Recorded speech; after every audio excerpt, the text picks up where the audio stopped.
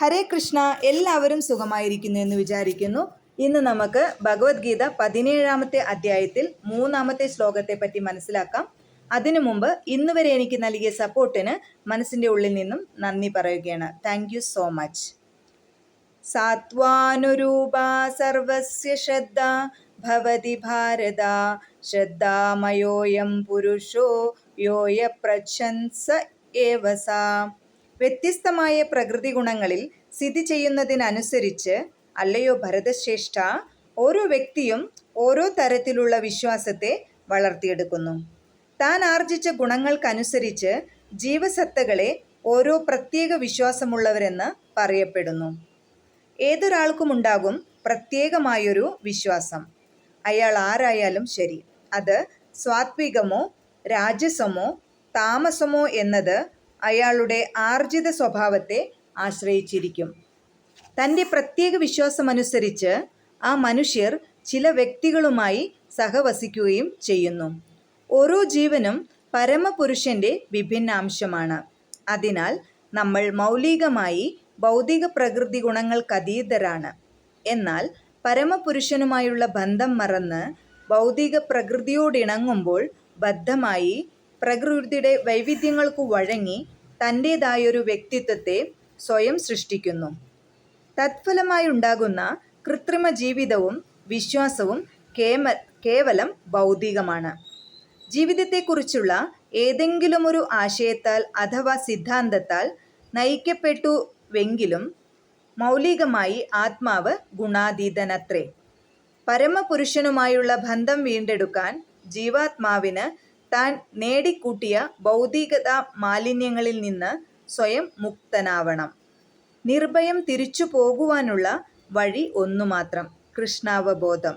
അതിലുറച്ചു വിശ്വസിക്കുന്നവർക്ക് തീർച്ചയായും പരിപൂർണതയിലേക്കുയരാം.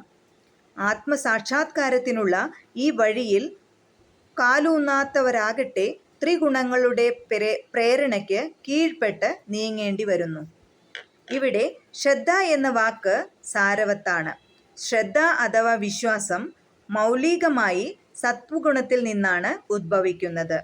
ഒരാളുടെ വിശ്വാസം ഒരു ദേവനിലോ ദേവനാക്കപ്പെട്ടവനിലോ ഒരു ഭാവനാ സൃഷ്ടിയിലോ ആവട്ടെ ദൃഢവും ബലവുമാണെങ്കിൽ ഭൗതികവും സാത്വികവുമായ കർമ്മങ്ങൾക്കും കാരണമായി തീരും.